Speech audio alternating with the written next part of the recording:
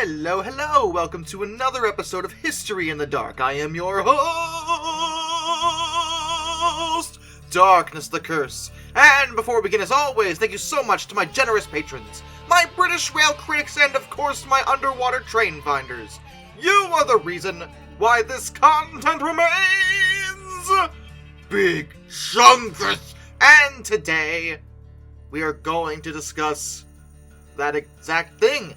These are 5 locomotives that were just plain too big. The Baltimore and Ohio Class N1. This was a single example of a locomotive that was actually the first duplex locomotive, as well as the first 4-4-4-4 locomotive ever built. It was numbered 5600 and named George H. Emerson. The railroad's own shops constructed the N1 in 1937. Now, duplexes are kind of a debated thing when it comes to locomotive design. Sometimes they worked really well, and they were capable of very high speeds and amazing tractive effort, but duplexes don't have articulation, so negotiating curves can be somewhat of an issue. A lot of their designs were also prone to wheel slip. In the 5600's case, well, it was designed in a bit of an odd way. See, its rear cylinders weren't in front of the rear driving wheels, because that's too normal, I guess. They were placed next to the firebox.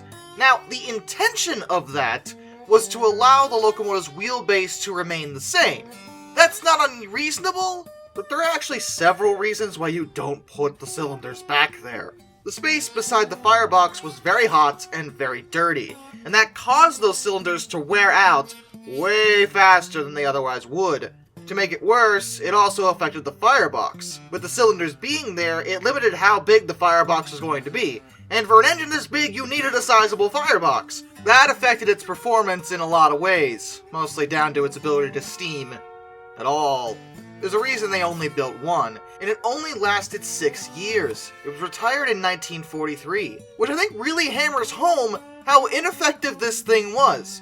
1943 was right in the middle of World War II, when railroads all over America, and the world frankly, were in overdrive, moving stuff around for the war effort. It was the exact situation where a large, powerful locomotive would have been needed, and the 5600 was so useless that even then, they couldn't find a reason to keep it around. Interestingly, it didn't get cut up for scrap immediately. It actually sat around until 1950, before it was finally destroyed. The New Zealand Railways E-Class of 1906. Now, some of you may think this is odd, putting this on the list, because, well, this is clearly a tank engine, but look at those wheels. Look at this. What the heck is going on here? Is that another reverse cylinder in the back? For goodness sake, stop doing that. This is a tank engine, but tank engines are, well, small. They usually are anyway. There's only so big you can make a tank engine before it starts becoming inefficient, and in this case, well, to be fair, it was a lot more effective than the previous entry in terms of its operation. The single example of this thing was more powerful than the locomotives they actually had on the lines at the time. But at what cost, E? Tell me. Now, it could haul a lot for the time, but,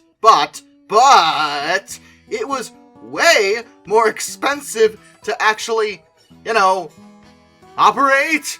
Almost twice as much, actually. And the crews hated it because of the firebox. The cab was rather enclosed, and the firebox of the E gave off a lot of heat, which was made even worse through tunnels.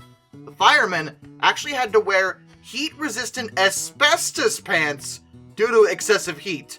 Let me just repeat that for you. The firemen had to wear asbestos pants! Now, that was back in the days when asbestos was in, everything, but still, this was not a good situation for anybody involved. Miraculously, it did last a pretty decent amount of time. Built in 1906, it wasn't actually withdrawn until May of 1917.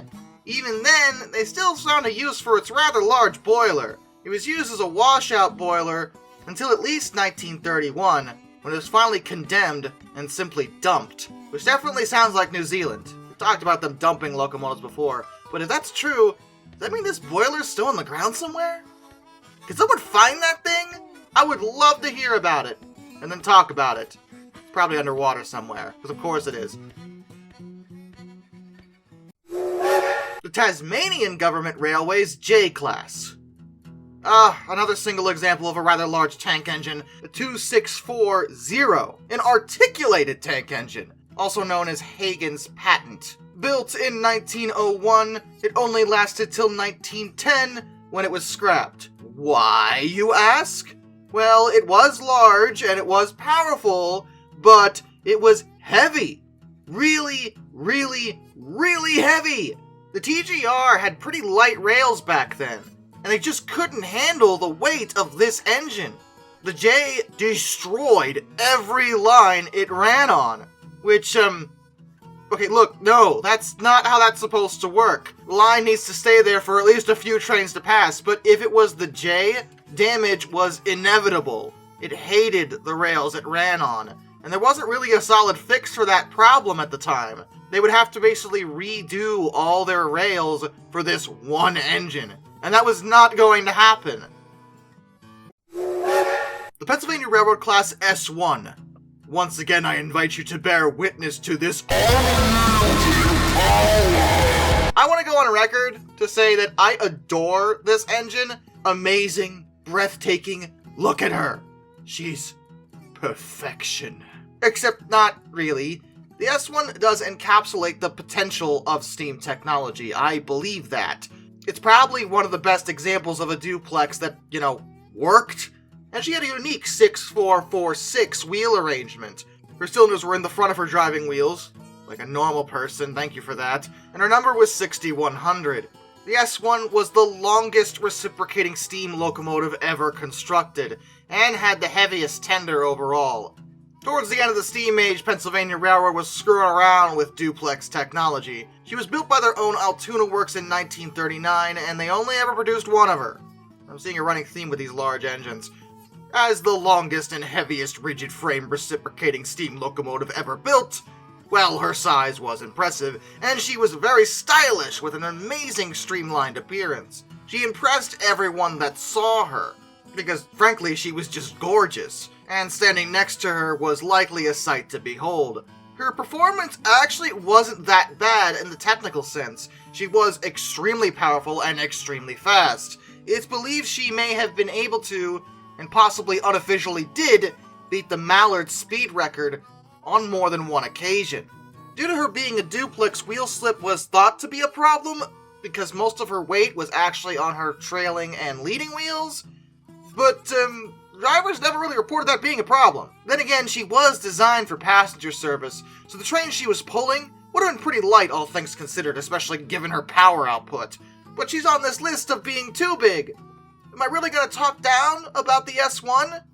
Well, like I said, I love this thing. This is one of my favorite steam locomotives of all time. Also, she was way too big. She couldn't fit on turntables, and her being a duplex and in a rigid frame really restricted her turn negotiation. Duplexes don't have articulation in their driving wheels, and that really limited where she could go on the network.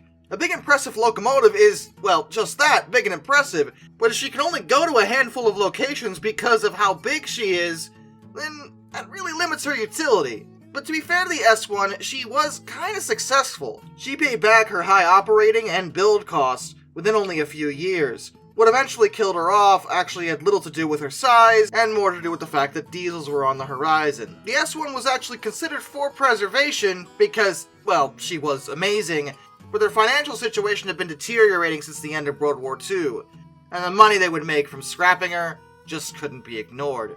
She was lost in 1949. The Soviet-Russian locomotive class AA-20, Comrade. When you saw the title of this video, you probably knew where I was going with it, because how can I not talk about the AA-20? It wasn't as big as the S1, but it was technically the largest wheel arrangement for a rigid frame that wasn't a duplex. The AA-20 was a 4 locomotive under the white notation. That's 4 leading wheels, 14 coupled driving wheels in 7 axles in a rigid frame and 4 trailing wheels. Big Chungus! What? Why? Well, the one example of this, now seriously, every time with these big locomotives, was constructed in 1934, built by the Voroshilovgrad Locomotive Factory. The thing had a 20-ton axle load, and it holds 2 records, the largest number of coupled axles on a locomotive, and the longest rigid-frame locomotive in Europe. It in fact was the largest rigid-frame locomotive in the world until the S1 was built. Her construction was inspired by Union Pacific, actually. Some Soviet engineers had visited the United States and seen the 9000 class, which were 412-2s, which were successful locomotives and were pretty impressive, but the Soviets didn't really understand why the 9000 classes worked the way they did, and why Union Pacific could get away with that, and they, in Soviet Russia, could absolutely not.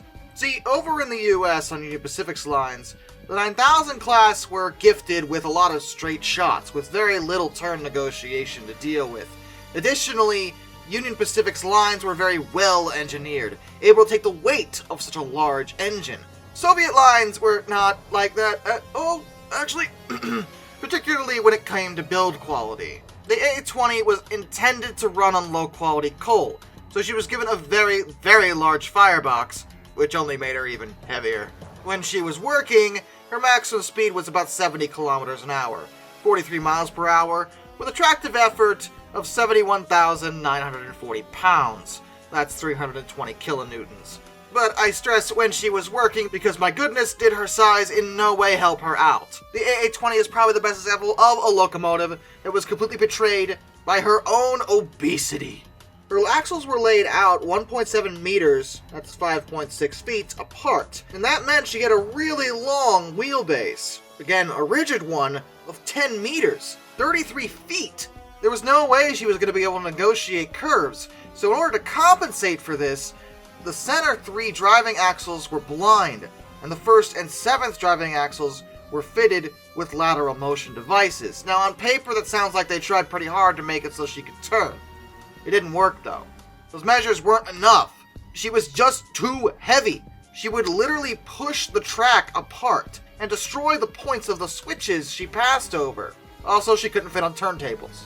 I don't know what you expected. And her power was impressive, but the couplers they used weren't rated for that, and she was perfectly capable of breaking them. That was, of course, only when she was running at full power. Because, well, due to running on low-grade coal, even though she was designed to do so, that meant she couldn't run at full power for very long. She never steamed very well at all. She made one publicity trip to Moscow in 1935 before she was simply thrown into storage. She actually sat around for 3 decades until she was finally scrapped in 1960. And true to Soviet form, they didn't announce that publicly. And with that, a special thank you to all my underwater train finders. Thomas Ward, Somedude267, Orange Glass, Royal Hudson 2860, Lord Hawk 444, Benjamin Owens, Panzer Kitsune 131-232, Mr. Black Rose, Master of None, Josh Johnson, No for Life Guy, Matthew Gavin, Arthur Roy, DN Tribal Typhoon, Tommy Rossini, Lord Captain Von Thrust III, Joshua Long, Alaric Jaspers, Brian, Jack Carson's Railroad Videos, Major Klutz, Hayden to Grow, Ohio Trucker 1, and Ty Hammonds Jr. Till next time, this is Darkness, and Ridwell Lafon, farewell.